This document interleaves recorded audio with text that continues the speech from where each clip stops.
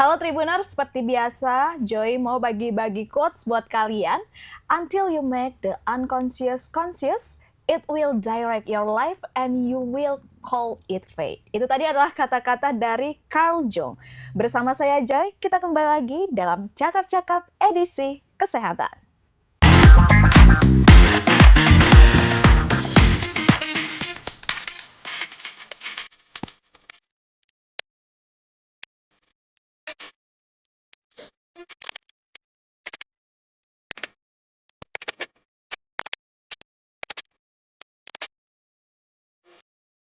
Tribuners, hipnoterapi mulai dikenal di Indonesia sejak tahun 2003. Hingga hari ini, para pakar yang menggelutinya terus mengedukasi masyarakat tentang manfaat hipnoterapi. Saat ini, hipnoterapi semakin akrab di masyarakat Indonesia sebagai modalitas terapi yang terpercaya untuk menjaga kesehatan mental masyarakat. Salah satu pakar yang konsisten mengembangkan hipnoterapi ini adalah narasumber kita yang udah hadir hari ini. Jangan sampai ada dusta di antara kita ya Tribuners. Karena dalam episode Cakap-Cakap kali ini kita mengangkat tema yang sangat menarik dan bermanfaat, yaitu Scientific EEG dan Clinical Hypnotherapy. Solusi efektif dan ilmiah untuk masalah emosi dan perilaku. Tidak hanya teori, ada juga membahas mendengar pengalaman nyata dan wawasan praktis yang bisa langsung dipraktikkan. Bersama saya udah hadir narasumber yang luar biasa yang pastinya udah nggak asing lagi bagi Tribuners, yaitu Dr. Adi W. Gunawan, Sarjana Teknik Magister Pendidikan Certified Clinical Hypnotherapist. Seorang akademisi, peneliti, hipnoterapis klinis, dan pakar consciousness teknologi yang karyanya sudah membantu ratusan ribu orang bertransformasi, juga dikenal sebagai Indonesia's leading expert in consciousness technology, Ketua Asosiasi Hipnoterapi Klinis Indonesia, dan pencipta The Heart Technique. Jadi siapkan pikiran terbuka kalian ya Tribuners, karena podcast kali ini bakalan membawa kalian ke level pengetahuan yang lebih tinggi tentang kesehatan mental. Ya, Bapak Adi, apa kabar Bapak? Selalu baik dan luar biasa, Joy. Joy, apa kabar? Selalu baik dan lebih luar biasa. Ya Pak Adi kan udah beberapa kali nih datang ke podcast Tribun Medan. Akhirnya saya punya kesempatan untuk membahas tuntas tentang hipnoterapi yang menjadi ekspertis Pak Adi sejak tahun 2005, which is 20 tahun ya. Nah, kita mulai dari pertanyaan yang paling mendasar dulu ya Pak. Apa itu hipnoterapi? Oke, hipnoterapi ini sebenarnya sangat mudah untuk dijabarkan. Terdiri dari dua kata, hipnosis dan terapi. Makanya kalau digabung menjadi hipnoterapi. Jadi secara singkat, ringkas, hipnoterapi adalah terapi bisa menggunakan teknik apa saja. Apapun itu tekniknya, selama dilakukan dalam kondisi hipnosis, itulah hipnoterapi. That's it. That's it. Nah, mendengar jawaban Pak Adi, berarti hipnoterapi itu bukan terapi yang seperti sulap atau sihir yang sifatnya instan ya? Correct? Kalau dibilang instan itu relatif ya, karena begini, kalau dibilang cepat, iya. Bergantung juga teknik yang digunakan atau pendekatan yang digunakan. Jadi umumnya kalau satu masalah kita mau selesaikan, itu kan ada yang sampai 10 sesi, 15 sesi, 20 sesi, ya bergantung teknik atau strateginya. Kalau pakai hipnoterapi kan ada dua mazhab ya. Ada yang hanya berbasis sugesti, ada yang seperti yang saya lakukan itu menggunakan teknik hipnoanalisis. Jadi kita mencari ke dalam nih, dalam diri orang. Kalau misalkan dia orangnya punya masalah ini, kita cari ini sumbernya dari mana sih di dalam bawah sadarnya. Nah, kalau menggunakan teknik hipnoanalisis itu terapi bisa sangat cepat. 1-2 sesi, 3-4, maksimal 4. Umumnya 1-2 itu sudah bisa teratasi dengan sangat baik. Jadi ya relatif singkat prosesnya. Oke. Pak Adi sempat merasa struggle nggak sih misalnya nih ada sedang mengatasi masalah salah satu pasien Bapak itu ikut nih energi Bapak terserap dengan masalah-masalah dia. Pernah seperti itu nggak sih, Pak? Oke, jadi yang pertama saya mau luruskan dulu bahwa kami hipnoterapis tidak boleh menyebut orang yang kami bantu itu sebagai pasien. Oke. Kecuali kalau saya seorang tenaga kesehatan. Oke. Ya, saya bukan dokter, bukan perawat, bukan tenaga kesehatan. Jadi saya akan menyebut orang yang saya bantu sebagai klien. Nah, Oke. apakah bisa atau pernah nggak saya pada saat membantu seorang klien ini tiba-tiba drain, kan capek begitu kan? Di awal-awal saya sebagai terapis, saya berpraktek sebagai hipnoterapis, saya mengalami ini. Oke. Ya biasalah kalau orang curhat atau kita mendengar cerita orang, melihat orang dalam kondisi yang begitu, katakanlah tidak baik, kan pasti ada empati. Benar. Ini kalau tidak diatasi akan menyusahkan saya sebagai terapis. Setiap kali bantu orang, kok selesainya capek sekali. Jadi nggak nyaman. Akhirnya saya menemukan cara, dan sampai sekarang nggak pernah. Jadi kalau terapis sekitar 3-4 jam ya. Straight satu sesi. 3-4 jam. Dan setelah saya terapis, saya baik-baik saja, tetap fresh. Nggak ada masalah. Jadi ada cara untuk mengatasi kondisi ini. Dan klien pun merasakan hal yang sama ya? Ya, klien itu selesai di terapi, dia merasakan kelegaan yang luar biasa, dia tahu hidupnya berubah, masalah emosi atau perilakunya berhasil kita atasi. Jadi ada transformasi yang sifatnya menyeluruh dalam diri klien, di aspek yang kita bantu ini. Nah, saya tangkap nih dari penjelasan Bapak tentang tahapan hipnoterapi, bahwa diperlukan kerjasama antara terapis dengan klien. Ya. Apa saja nih syarat yang harus dipenuhi seseorang agar ia dapat menjalani hipnoterapi? Nomor 1, dia harus bersedia. Oke. Betul. Kemudian dia siap. Kalau 2 syarat ini tidak dipenuhi, kami nggak bisa bantu. Jadi membantu seorang klien ini seperti ibaratnya Joy punya laptop ya. Kemudian laptopnya ini lagi trouble ini. Entah ngehang atau jalannya jadi lebih lambat. Sebagai orang, misalkan saya teknisi IT-nya, saya tahu ini ada masalah. Entah ada virus atau ada apalah. Ada sesuatu yang mengganggu. Dan Joy bilang, Pak Adi tolong dong ini dibantu diperbaiki atau dibetulkan. Oke. Tentu untuk bisa mengakses hard drive, atau sekarang kita bilang SSD, tempat penyimpanan data dan segala macam itu, kan saya butuh password untuk bisa masuk kan. Benar. Nah kalau tiba-tiba dikasih laptopnya, Joy bilang, nih Pak Adi tolong dibetulin. Saya mau masuk aja nggak dikasih password, bisa nggak saya otak-atik yang di dalam? Nggak bisa. Jadi intinya, si klien harus bersedia dan siap. Ini, kata bersedia dan siap ini, mengharuskan si klien ini akhirnya benar-benar untuk terbuka. Dia terbuka, oke, saya siap, saya bersedia. Dia percaya sama kami terapis, dan kami dengan hati-hati minta izin masuk atau mengakses pikiran bawah sadarnya, dan itu tadi kita cari tahu ada apa sih di dalam ini. Ibaratnya kurang lebih seperti itulah metaforanya. Jadi paham ya? Paham. Dia harus bersedia dan dia harus mau dibantu. Siap dan bersedia. Kemudian kalau klien sudah siap dan bersedia, ini di aspek klien. Terapisnya bagaimana? Klien sudah siap, bersedia. Terapisnya tidak kompeten, ya juga nggak bisa.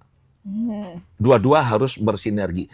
Dan satu hal yang perlu saya luruskan adalah terapis tidak pernah bisa menyembuhkan klien. Terapis bukan orang yang menyembuhkan klien. Terapis dalam pemahaman saya adalah orang yang dipercaya klien untuk membantu si klien mengatasi masalah, dan terapis ini hanya memfasilitasi proses penyembuhannya. Bukan terapis yang melakukan loh. Jadi kalau kliennya nggak mau, nggak bisa. Berarti kembali lagi terhadap kliennya. Ya kliennya harus bersedia. Dan kami kan hanya mengarahkan, coba kamu ingat kejadian yang ini, kalau yang di sini apa yang terjadi, bagaimana perasaan kamu, klien akan cerita. Kalau dia tidak mau cerita, nggak bisa. Walaupun sudah di bawah sadar, Pak. Orang di dalam kondisi hipnosis itu sadar sesadar-sadarnya. Jangan dipikir kita di TV dicetak begini, nggak sadar. Enggak. Orang dalam kondisi hipnosis itu sadar sesadar-sadarnya. Kondisi hipnosis ini gini loh, simple. Joy pernah nggak pas lagi buru-buru, misalkan cari kunci. Iya. Kunci itu di depan mata loh. Iya, tapi Dicari, nggak ketemu. Waktu dilihat nggak ada. Entah nanti mama datang atau siapa datang. Ini apa ini? Iya. Ngalami. Joy bilang, loh tadi kok nggak kelihatan? ada. Nah, itu satu. Itu kondisi hipnosis. Waktu nyari kunci nggak ketemu, sadar atau pingsan? Sadar. Sadar. Sadar Tapi atau itu pingsan? Tapi itu kondisi hipnosis yang sangat dalam. Pernah nggak Joy lagi fokus kerja, ketika dipanggil teman atau dipanggil orang, nggak dengar? Iya, pernah. Ataupun kalau dengar ya kita Diabaikan. abaikan dulu. Itu kondisi hipnosis.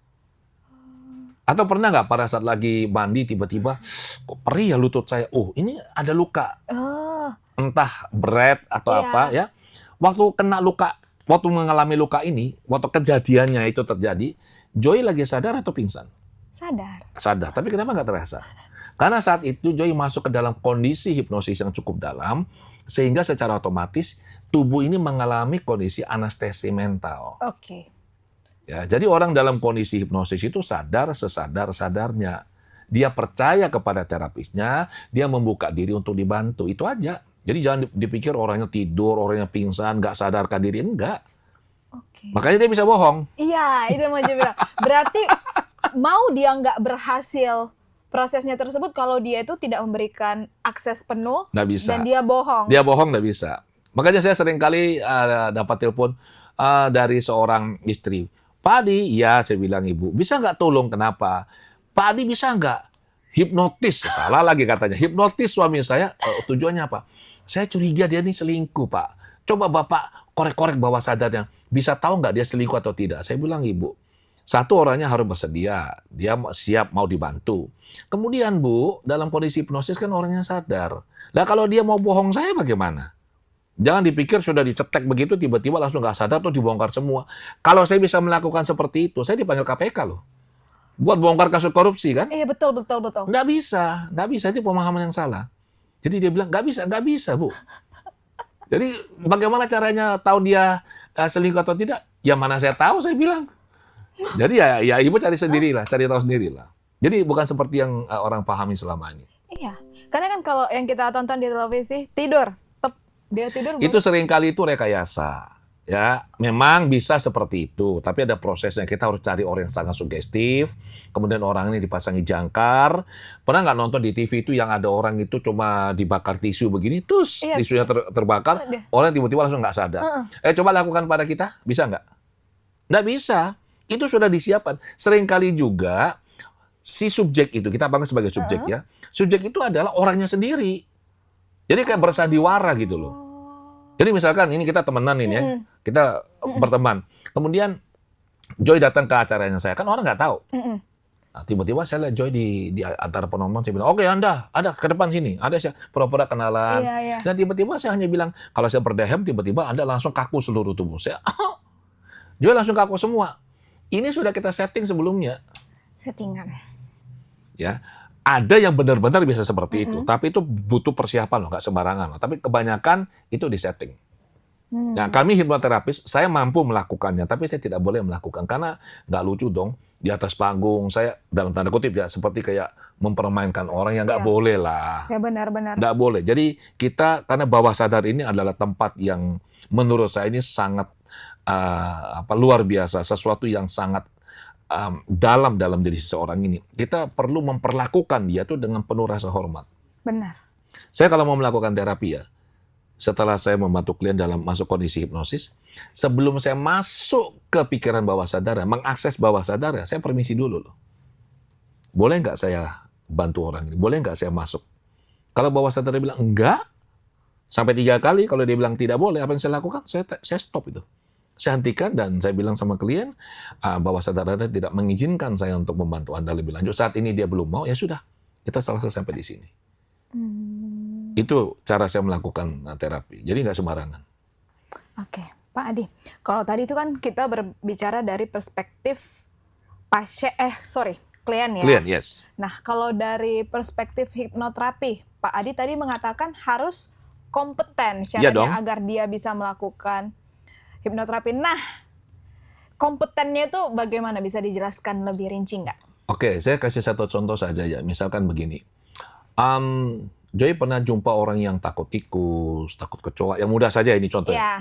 Takut ketinggian, takut gelap. Betul. Gitu kan. Nah, takut istri. Itu kayaknya lumrah ya. Nah, menurut Joy, yang paling mudah lah, takut darah lah. Ya, takut darah. menurut Joy ini berapa lama waktu yang dibutuhkan? Berapa sesi untuk bisa menyembuhkan orang yang takut darah? Jadi tebak ini Ya, ya. kira-kira 5 5 sesi, oke. 5 sesi itu lama loh. sesi lama. Nah, kalau saya ajarkan Joy cara untuk bisa menyembuhkan ini dalam waktu sekitar 15-20 menit, Oh bisa. serius bisa. Oh. Nah, kompetensi seorang terapis ini ditunjukkan lewat hasil terapinya dia. Mhm. Jadi untuk kasus-kasus yang dia tangani, seberapa tinggi tingkat keberhasilannya dia. Mhm. Ya kita maunya sih kalau bisa 100 klien ya semuanya sembuh, maunya begitu Benar, dong. benar, Dan benar. kita kan mau membantu. Mm. Tapi tetap ada situasi atau kondisi tertentu di mana ya kita punya keterbatasan gitu loh. Jadi kalau bagi saya, success rate di atas 95% sembuh itu sudah sangat bagus. Nah, saya memberikan penilaian bagi saya, diri saya dan juga murid-murid saya. Mereka dibilang punya kompetensi terapeutik yang tinggi kalau 95% kasus yang mereka tangani itu clear, sembuh. Oh, Di bawah itu menurut saya itu kompetensinya belum tinggi. masih perlu. Sudah bagus tapi belum tinggi. Mm-mm. Nah, kompetensi ini tentu berhubungan dengan proses pendidikan mereka. Mm-mm. Menjadi hipnoterapis itu ada yang cuma belajarnya online, Iya. ada yang hanya baca buku, ada yang mendapat pendidikan dari Profesor Google. Profesor Google. Nah, sekarang mungkin mereka pakai AI. Mm-mm. Ada juga yang hanya nonton video. Ada juga yang belajarnya dengan pelatihan 1 hari, 2 hari, 3, 4, sampai 10 hari, sampai 20 hari. Mhm. Jadi sangat variatif itu. Sangat variatif. Yes. Nah, kalau Pak Adi sendiri dengan Bapak kan memiliki banyak murid. Ya. Yang paling cepat itu belajarnya berapa? Kalau di saya, di ADW Gunawan Institute itu standar kami ya, itu standar ini sejak tahun 2008 waktu saya pertama kali mengajar hipnoterapi. Itu satu harus tatap muka. Oke, nggak bisa online Tidak ya? bisa online, tidak bisa hibrid. Ya, karena saya tahu tidak mungkin bisa membangun kompetensi terapeutik yang tinggi dengan belajar online. Mhm. Bayangkan enggak, misalkan ini, Joy belajar memasak, Ya. diajarin online. Ya ngerti lah, tetapi kan Iya. feel-nya nggak dapat. Iya. Atau mungkin belajar berenang, Mhm. diajarin online bisa nggak? Kayak mana kita mengetahui ya? Ya berenang tuh katakanlah harus begini. Nggak, ya kita ngerti Iya, secara teorinya, tapi pada saat kita Praktik. benar-benar praktik nggak bisa. Iya. Jadi di tempat kami, ya di AWGI itu, belajarnya itu harus tatap muka, jumpa di Surabaya. Durasinya itu 100 saat ini ya, 110 jam. 110 jam. 10 hari itu. Mhm. Ya, standar saya yang awal itu adalah 100 jam. Kemudian saya upgrade menjadi 110 jam. Dan itu terbagi menjadi 3 kali pertemuan. Jadi masuk 3 hari. Tapi sebelum masuk 3 hari ini, peserta sudah harus menguasai materi di 7 video yang saya buat mereka. Jadi masuk itu tidak kosongan. Sebelumnya Punya sudah pengetahuan, dikasih ya. video. 3 hari. Libur kurang lebih 1 bulan buat praktik dan latihan. Kemudian mereka harus melapor hasil. Kemudian nonton 6 video lagi. Lebih dalam lagi pengetahuan mereka dapat. Masuk 4 hari. Nah, 4 hari ini mereka belajar teknik-teknik intervensi. Kemudian menonton 2 video terapi yang saya lakukan sebelumnya. Kemudian mereka melihat live terapi. Saya menerapi klien yang saya tidak kenal Mhm. di depan mereka, murid-murid saya. Dan mereka melihat bagaimana semua teknik, protokol, pengetahuan, strategi itu diaplikasikan dalam proses membantu seorang klien. Dan klien ini sembuh dalam 1 sesi, sekitar kurang lebih 3 jam. Mhm. Apapun masalahnya mereka datang, saya pastikan itu harus clear dalam 1 sesi. Kemudian murid-murid ini libur selama kurang lebih 1,5 bulan. Untuk apa? Praktek. Praktik. Kepada 5 orang, 5 klien dengan kasus real. Jadi kasusnya entah yang fobia, yang anger management, yang tidak percaya diri, yang katakanlah sulit tidur, macam-macam. Jadi mereka harus membuat laporan kasus detail untuk saya pelajari dan memberikan saran masukan. Setiap laporan yang masuk saya baca, saya teliti, saya kasih saran masukan. Berdasarkan masukan ini barulah mereka boleh melakukan terapi pada klien berikutnya. Karena kalau tidak mereka akan melakukan kesalahan yang sama. Di klien selanjutnya. Yes, saya tidak mau itu. Nah, itu kompetensi dibangun dengan cara itu. Saya ingat angkatan sebelumnya itu dari sekian ada berapa ya? Kurang lebih saya membaca sekitar 3.000-an halaman Wow. laporan dalam waktu satu bulan setengah. Karena satu laporan itu bisa sekitar 15 halaman A4, 20 halaman A4, bayangkan. Jadi saya pernah membaca sampai 3.000-an halaman dalam waktu satu setengah bulan. Berarti banyak sekali muridnya. Ya, belajar hipnoterapi di AWG itu nggak bisa main-main. Tinggal Anda belajar atau enggak, Anda serius atau tidak. Kalau nggak serius, lebih baik jangan belajar di tempat kami. Karena itu saya sangat menuntut, saya sangat demanding. Kalau sudah belajar di tempatnya kami, belajar di AWGI, itu saya benar-benar menuntut murid itu serius.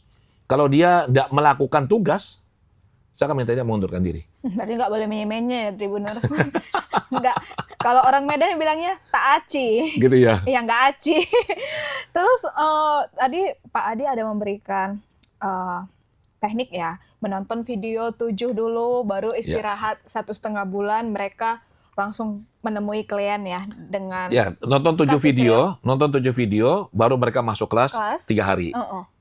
Setelah dapat materi, libur kurang lebih 1 bulan, mereka praktik kepada 10 klien, praktik induksi. Nah, dalam kurun waktu 1 bulan ini mereka juga wajib nonton 6 video lagi. Nah, teknik itu Pak Adi temukan berapa tahun sih Pak? Saya belajarnya sudah lama ya. Saya belajar mulai tahun 2005 awal. Saya belajar dan saya belajar dengan guru saya sangat berterima kasih sekali pada beliau ya, karena beliau yang membuka wawasan saya mengenai bahwa hipnoterapi atau hipnosis ini sesuatu yang ilmiah. Karena dulu kan kita berpikir, wah ini pakai magic kan, pakai kuasa gelap gitu. Guru saya namanya Pak Yan Nurindra. Pak Yan Nurindra. Ya, sudah berpulang beliau. Tetapi jasa dan budinya beliau itu tetap saya kenang sampai sekarang. Beliau itu orang yang membuka wawasan saya, sehingga dari pemahaman yang benar di awal ini, saya belajarnya dengan beliau cuma 2 hari. Saya tahu ini masih kurang. Tapi dari pemahaman 2 hari ini, saya juga tahu bahwa, oh ini sesuatu yang sangat ilmiah. Kemudian saya melanjutkan. Belajar sendiri, baca sangat banyak buku di rumah. Saya punya, di perpustakaan pribadi itu ada lebih dari 1.500 judul buku ya. Mengenai hipnosis, hipnoterapi, psikologi, macam-macam lah. Kemudian saya nonton video, saya beli video-video dari luar negeri yang harganya juga nggak murah, ya dari luar negeri. Akhirnya saya memutuskan untuk mendalami ke Amerika, belajar. Dan ini semuanya tatap muka. Nggak ada ceritanya yang online itu nggak ada. Saya tatap muka. Saya di Amerika 1,5 bulan. Itu 300 jam saya belajarnya itu. Wow. Ya, jadi dari sana saya baru mengerti benar apa itu hipnoterapi, dan ya saya kembangkan terus, sambil terus belajar, saya kembangkan praktik, dan saya membuat protokol kan. Oke. Nah, semakin ke sini semakin menarik ya pembahasan kita ya Berat Pak. kelihatannya ya. Iya. Tapi jadi penasaran nih sama Pak Adi. Masalah seperti apa aja sih Pak yang bisa diatasi oleh hipnoterapi? Barangkali Pak Adi bisa cerita ya berdasarkan kasus-kasus klien yang pernah Pak Adi tangani sebelumnya. Kalau ditanya masalahnya apa, sebenarnya sangat-sangat banyak. Sangat banyak ya. Oke. Sangat banyak ya. Sejak tahun 2005 hingga saat ini, saya dengan murid-murid saya, kami secara kolektif ya bersama, telah melakukan lebih dari 140.000 sesi terapi. 140.000. Ya, sesi konseling dan terapi. Sampai mau copot belum hati Gitu ya. Itu yang anti badai dia. Jadi gini, saya kasih satu contoh saja. Salah satu murid saya di Jakarta, Ibu Widya Saraswati, itu dalam waktu sekitar 14 tahun beliau berpraktik, itu sudah menangani, nggak banyak sih, baru 6.000-an kasus, 6.000-an sesi. Murid saya, salah satu yang juga sangat senior, murid utama, Ibu Christine Liu, yang di Medan ini, beliau praktik, seingat saya sudah 11 tahun atau berapa belas tahun ya. Nangani sudah lebih dari 4.000 sesi. Bayangkan dua orang ini saja sudah 10.000 sesi itu.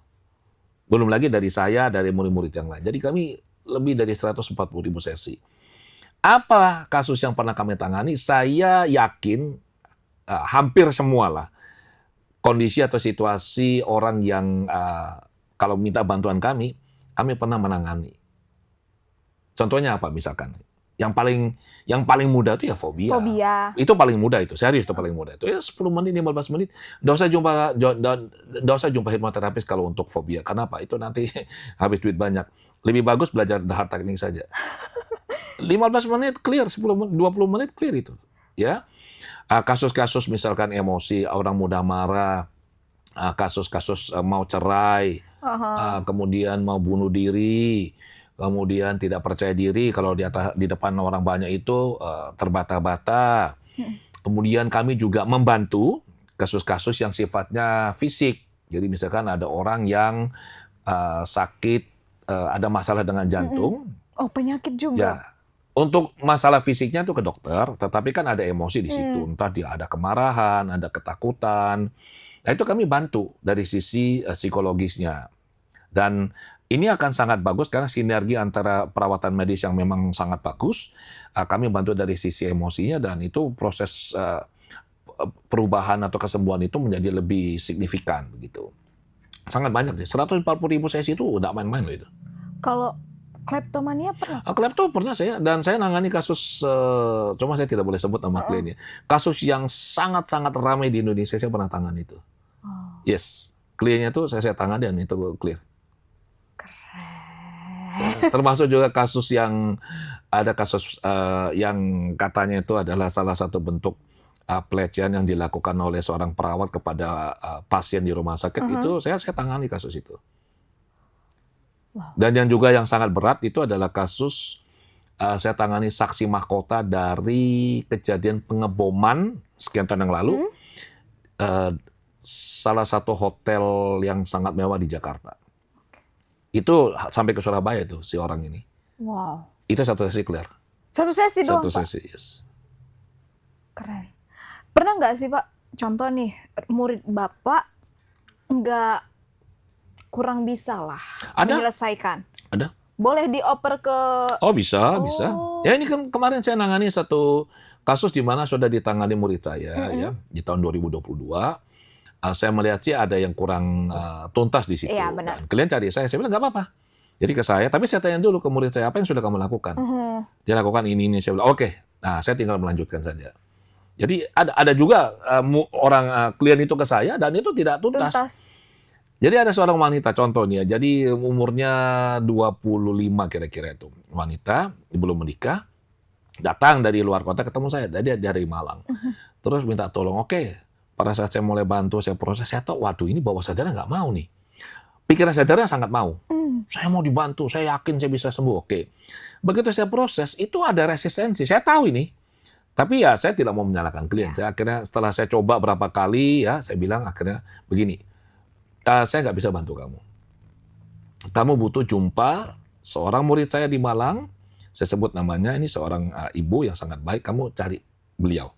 Beliau bisa bantu kamu. Secara intuitif itu saya tahu kira-kira masalahnya apa. Ini masalah pelecehan seksual gitu loh. Kan nggak mungkin dong dia baru ketemu saya sekali, masa tiba-tiba dia mau buka semuanya. Ya, Kan dia nggak nyaman. Benar, jadi saya bilang dia perlu dibantu oleh seorang terapis wanita. Pergilah ke di Malang itu ada Ibu Rati dan clear dari situ. Oh. Ya jadi ada juga yang nggak bisa karena dia bawah sadarnya nggak nyaman. Karena perasaan tidak nyaman tersebut ya, Pak. Jadi bawah sadarnya menolak. Ya. Dia tidak, kan saya bilang, bawah sadar ini sadar sesadar-sadarnya. Jadi bisa saja dia nggak mau ngomong. Iya.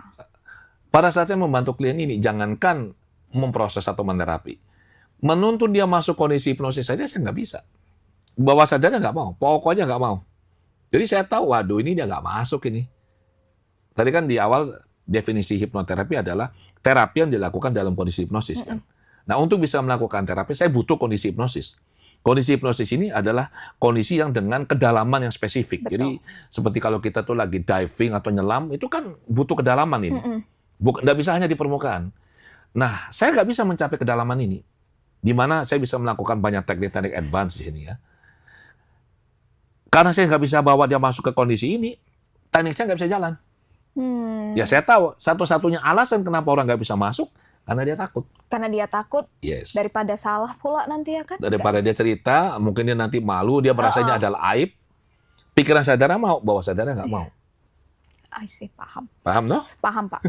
Terus ini nih juga banyak mungkin Tribuners yang penasaran ya. Apa aja sih Pak bedanya hipnoterapis, psikiater, dan psikolog klinis? Terus kalau ada orang yang mengalami masalah mental, lebih enaknya kemana? Jadi begini, psikiater ini adalah dokter umum, kemudian ambil S2, Spesialis. kesehatan jiwa. Mm-mm. Ini dokter akan menangani pasien ini dengan bantuan obat. Mhm. Ada psikiater yang memberikan konseling juga, mendengar kondisi pasiennya. Tapi mayoritas itu menggunakan pendekatan farmakoterapi. Jadi kasih obat lah. Mhm. Oh saya dok, ini saya susah tidur. Oh susah tidur, ini ada obat nih untuk membantu Paham. ya. Mhm. Oke. Psikolog klinis ini adalah S1-nya dia belajar psikologi, masih umum. Benar. Kemudian S2-nya dia ambil jurusan profesi psikologi klinis. Dia jadilah psikolog klinis. Oke. Terapinya nggak boleh pakai obat karena dia bukan dokter. Mhm. Terapinya dengan konseling, dengan memberikan arahan, masukan, saran, atau menggunakan teknik-teknik intervensi yang ada dalam dunia psikologi. Mhm. Misalnya apa? Dia bisa pakai terapi CBT, cognitive behavior therapy. Dia bisa pakai teknik EMDR ya. Itu yang eye movement desensitization reprocessing. Dia bisa pakai teknik psikoanalisis. Dia bisa pakai macam-macam. Tergantung dia mendalaminya apa di kampus. Sementara by the way ya, ini dua dokter sama psikolog klinis ini tenaga kesehatan loh. Iya. Ya, jadi mereka ini kalau memanggil orang yang mereka bantu itu sebagai pasien. Oke, Pak. Nah, hipnoterapis ini lain lagi. Hipnoterapi ini cabang ilmu psikologi. Cuma sekarang ini ada dua jalur. Ada yang diajarkan di kampus dan kebanyakan diajarkan di luar kampus lewat jalur pendidikan non formal ya. Semacam pelatihan lah. Itu tadi pelatihannya ada yang singkat, ada pelatihan yang durasinya intens, sangat intens dan cukup lama. Nah, hipnoterapis ini kami tidak boleh, nah ini perhatikan benar ini. Kebanyakan orang berpikir gini, sudah jadi hipnoterapis kami bisa menangani semua. Hati-hati loh. Ada wilayah yang kita nggak boleh masuk karena bukan bidang keahlian kita gitu loh. Satu contoh yang kita nggak boleh lakukan, ya terapis nggak boleh lakukan, tidak boleh melakukan diagnosis. Joy datang ke saya, Pak Adi, saya ini begini. Nanti, berarti Joy mengalami depresi. Nggak boleh itu. Salah itu. Ini mengalami narcissistic personality disorder. Kan sekarang banyak tuh, narsi MPD kan. Nggak boleh. Atau datang, aduh Pak Adi, anaknya saya itu begini. Berarti anak ibu itu mengalami yang namanya ADHD. Nggak boleh. Tidak boleh melakukan diagnosis karena kami nggak punya skill untuk itu. Salah itu ya. Kemudian juga kami nggak boleh nangani kasus-kasus yang memang di luar kompetensi kami. Misalnya bipolar. Oke. Itu nggak boleh dong. Itu wilayah dokter psikiater sama psikolog klinis. Bipolar, depresi berat, kemudian misalnya lagi kepribadiannya pecah. Ada split off itu, seperti pernah nonton film itu nggak? Judulnya Split. Jadi orang itu bisa berganti-ganti peran dan itu sangat-sangat berat kondisi itu. Oh iya? Ya, gangguan-gangguan mental yang serius itu kami nggak boleh masuk ke sana. Jadi misalkan kalau ada orang minta tolong, Pak anak saya itu mengalami depresi Pak. Oke, kalau depresi Ibu sebaiknya pergi ke psikiater saya bilang. Kenapa? Psikiater akan setelah mendengar riwayat si anak Ibu tentu akan memberikan obat. Obat ini akan membantu dia lebih tenang. Pikirannya lebih terbuka, lebih nyaman, dia bisa lebih tidur enak. Nah, setelah kondisinya lebih stabil, kami membantu dari sisi emosi. Boleh. Boleh. Tapi nggak boleh kami bilang, depresi, udah nggak usah ke psikolog, nggak usah ke psikiater, biar dibantu hipnoterapis. Itu salah itu. Nggak boleh. Jadi, percaya diri itu bagus, penting ya. Tahu diri, lebih penting. Yang paling penting sadar diri. Oke, jadi ada pembeda-pembedanya. Pembeda ya. Ya tergantung Tribuners lah. Tadi yang udah seperti dijelaskan oleh Bapak Adi, semuanya memiliki tupoksi masing-masing. Nah, terus ini ada yang mau Joy tanya. Murid Pak Adi ini kan udah banyak. Nih, dan udah mulai mengembangkan layanan hipnoterapis ya. Iya. Itu dari mana-mana aja sih Pak asalnya? Mana tahu bisa di-share kepada Tribun. Di Medan sini ada Rumah Sejahtera. Itu murid-murid saya yang certified dan qualified ya. Jadi kalau untuk ke murid saya itu, teman-teman itu perlu perhatikan. Satu, harus ada fotonya mereka pada saat mereka itu menerima sertifikat dari saya. Karena banyak juga yang ngaku-ngaku, ya banyak. Belajarnya cuma online atau baca buku, kemudian dia bilang itu belajar ke saya. Kan ya nggak salah, belajarnya kan ke saya tapi lewat betul, buku. belajar. Nah, so ada sertifikat mereka menerima, foto mereka menerima sertifikat. Yang kedua itu ada sertifikat CHT atas nama mereka. Ya, yang ketiga dan ini juga sangat penting, ada sertifikat praktik. Oke. Sertifikat praktik ini bukan surat izin praktik, bukan. Dia sertifikat praktik adalah sebuah sertifikat yang dikeluarkan oleh Asosiasi Hipnoterapi Klinis Indonesia, ya saya ketua umumnya, yang menyatakan bahwa orang ini kompeten. Jadi kalau mereka punya sertifikat praktik, ini harus diperpanjang per 2 tahun. Ini menjamin bahwa si terapis ini melakukan pengkinian, pembaharuan pengetahuan, Benar. dia rutin praktik, dan dia praktik hipnoterapi berpegang pada protokol yang diajarkan di AWGI. Ya, karena ada juga yang sudah bilang, Pak, saya ke tempat muridnya Bapak, tapi kenapa kok nggak efektif? Saya bilang, siapa namanya? Dia sebut si ini. Saya lihat, saya cek datanya, loh ini belajar ke saya itu tahun 2009 loh. Dan dia tidak pernah melakukan upgrade, tidak pernah dengar dia cerita dia praktik, tiba-tiba sekarang dia publikasi bilang dia praktik sekarang. Ya jelas ibaratnya ilmunya sudah lama sekali. itu saya bilang itu zaman hipnosaurus itu. Ya. Nah, di sini ada Rumah Sejahtera. Di Jakarta itu ada Rumah Insan Mulia. Ya, itu anak kami di sana, 3 anak kami di sana. Yes. Kemudian ada lagi yang di BSD itu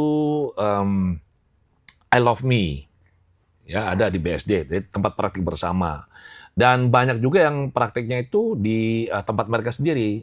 Entah mereka punya ruko atau mereka ada di rumah, ya. Nah, untuk memastikan bahwa yang bilang ini adalah murid saya dan mereka up to date, sebaiknya adalah jangan sekadar nyari atau search di Google. Boleh cari di Google, oh ini ternyata tempat praktiknya dekat sama rumahnya saya, misalkan kayak begitu. Si klien bilang, kayaknya lebih nyaman ke sini deh.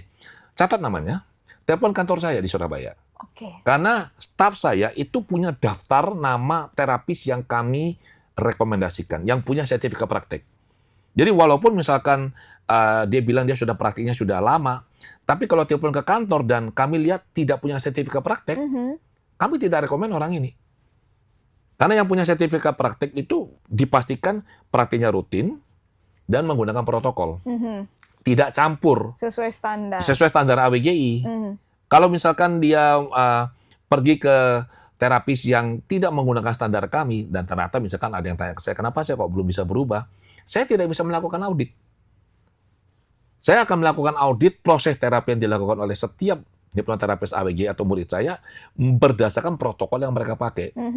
Ya, sama kalau misalkan ada sesuatu kan kita akan cek, kamu lakukan ini ada nggak? Ada, oke lanjut. Yang ini bagaimana? Kan kita melakukan audit satu demi satu. Nanti akan kelihatan, oh prosesnya ini nggak tepat. Tapi kalau dia campur-campur protokolnya, saya bingung. Misalkan ya hipnoterapi dicampur sama NLP, itu dua makhluk yang berbeda itu, nggak bisa dicampur, ya. Kemudian dia campur lagi dengan terapi yang pakai energi. Dia campur lagi ada tuh yang pakai sentuh-sentuh. Saya bilang nggak boleh loh terapis nyentuh-nyentuh tubuhnya klien, nggak boleh. Ada sentuh tubuh, itu nggak boleh saya bilang. Itu pelanggaran kode etik berat, nggak boleh. Jadi saran saya itu, telepon ke kantor saya di Surabaya, tanya, saya mau terapi dengan terapis AWGI, saya tinggalnya di sini. Nanti staf saya akan memberikan rekomendasi. Ini ada beberapa nama. Ya kayak di Solo ada yang praktik di rumah sakit. Ada di rumah sakit, psikolog, dia psikolog klinis. Belajar ke saya dan dia praktik di rumah sakit menggunakan protokol hipnoterapi yang saya ajarkan. Di Jogja juga ada, di Semarang ada dokter yang praktik. Ada. Jadi murid saya ini mulai dari orang-orang yang latar belakangnya sangat beragam, latar belakang pendidikan formal, pekerjaan, ada ibu rumah tangga, ada profesional, dokter, psikiater, psikolog, ya. Salah satu yang juga membuat saya semakin semangat itu adalah ada doktor psikologi yang belajar, beberapa doktor psikologi, ilmuwan psikologi belajar ke AWGI, dan ada 2 guru besar psikologi klinis belajar ke kami. Full, 10 hari. 2 guru besar loh. 2 guru besar psikologi klinis. Dan itu tidak mudah mengajar atau menyampaikan materi hipnoterapi di depan para ilmuwan ini. Kan mereka orang-orang pintar. Mereka praktisi loh. Teori mereka kuat banget, peneliti lagi. Jadi pada saat saya mengajar, seringkali kalau ditanya itu, bicara pada tataran teoretik sudah. Dan saya harus bisa menjawab itu. Ya. Tapi ya tenang, ini kan 140.000 sesi kan lumayan lah. Ya, jam terbang membuktikan ya. Ya itu ya Tribuners, ternyata sepenting itu ya hipnoterapis ini. Sangat. Apalagi yang seperti yang Joy tahu tadi ya, Tribuners, mungkin kalian udah nonton podcast Joy bersama Ibu Ayu, dia seorang psikolog ya, tetap mempelajari tentang hipnoterapi. Keren sekali, Pak Adi. Top. Kami punya 3 putri. Putri yang pertama dan yang kedua, yang ketiga itu dua-duanya adalah psikolog klinis. Psikolog klinis. Ya. Yang nomor 2 ini mendalami bisnis, tapi juga tertarik melakukan hipnoterapi, dan 3-3 sudah belajar hipnoterapi ke bapaknya. Dan 3-3 praktisi sekarang. Wow. 3-3 praktisi. Jadi ilmunya juga turun lah ya langsung. Turun, yes. Ada nih penerusnya Tribuners. Oke, terima kasih Pak Adi. Tapi sebelum kita menutup sesi cakap-cakap kesehatan kita kali ini, ada nggak pesan yang mau disampaikan kepada Tribuners? Oke, jadi begini Tribuners ya. Kita ini manusia dilahirkan sebenarnya dengan potensi keagungan untuk menjadi orang sukses, orang besar, insan mulia paripurna. Nah, dalam proses tumbuh kembang memang tidak selalu berjalan mulus. Kita bisa saja mengalami hal yang kurang nyaman, waktu kecil mungkin ada trauma, mengalami bullying, atau apapun lah. Ada masalah di dalam rumah tangga, orang tua, dan sebagainya.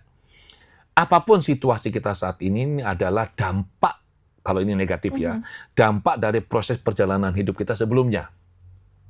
Tetapi ini bukan sesuatu yang sifatnya fix, sesuatu yang tidak bisa kita ubah.